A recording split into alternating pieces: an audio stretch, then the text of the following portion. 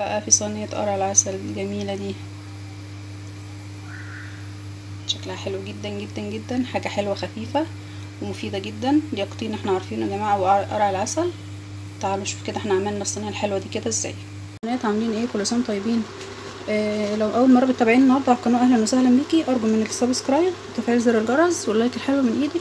انا هعمل النهارده حاجة حلوة، قرع العسل يا بنات.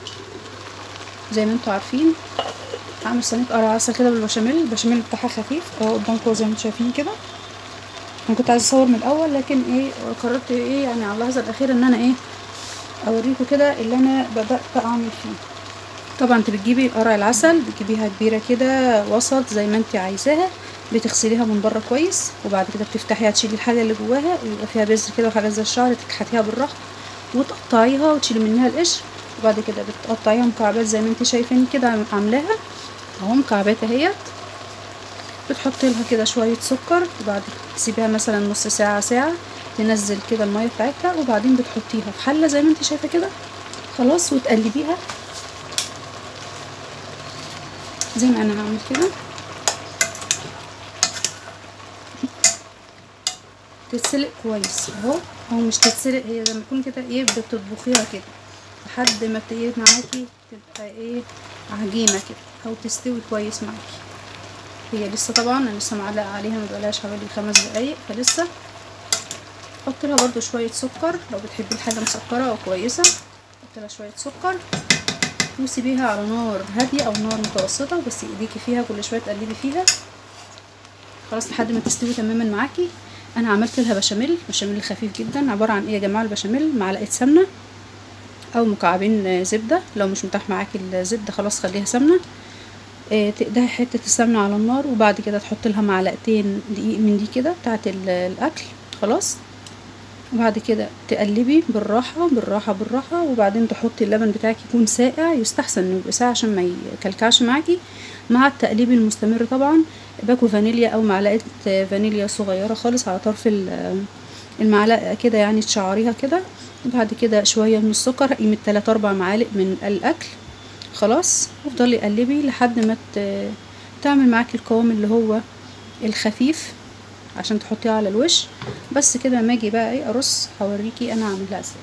القرع بتاعي بعد ما استوى شايفين عامل زي المربى كده، شايفين اهو. يعني بصوا مش مستحمل، ده كمان هيستوي كمان شويه في الفرن. تعالوا نشوف كده هنعمله ازاي يا جماعه اهو. شايفين انا مش ههرسه ولا اي حاجه، هو يعني بصوا مهري خالص اهو. طبعا انا جبت كده البايركس بتاعي او اي صينيه ان كانت، دهنتها كده حته سمنه في القعر اهو خلاص.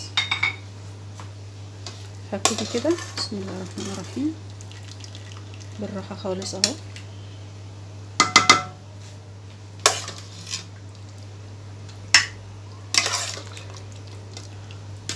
الميه اللي فيه دي عادي جدا، كل ده هيشربه في القرع بتاعي.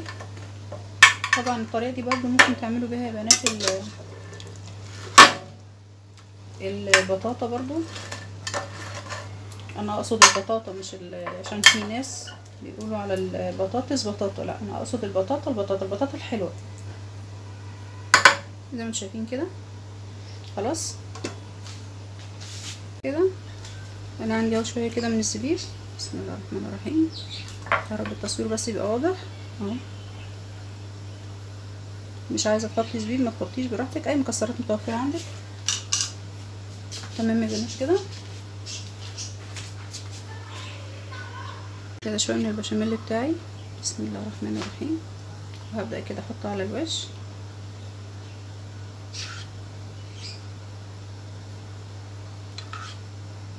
طبقه يعني خفيفه كده مش تقيله يعني اهي، مش زي البشاميل يا جماعه، المكرونه البشاميل والكلام ده مش لازم ابدا ابدا ان هو يكون تقيل اهو زي ما انتم شايفين كده. هبدا بس اسوي كده الطروف سهله وما فيهاش اي حاجه والله خالص يا جماعه، وحاجه حلوه جميله ومغذيه جدا زي ما انت شايفه كده. هدخلها الفرن كده في النص حوالي نص ساعه تقريبا وارجع اوريكم. ايه رايكم يا جماعه بعد ما خلصت كده؟ طلعتها من الفرن بالشكل ده جميلة جدا جدا، جربوها. ارجو منك السبسكرايب، اشتراك القناة، تفعيل زر الجرس، واللايك الحلو من ايدك، متنسيش. السلام عليكم ورحمة الله وبركاته.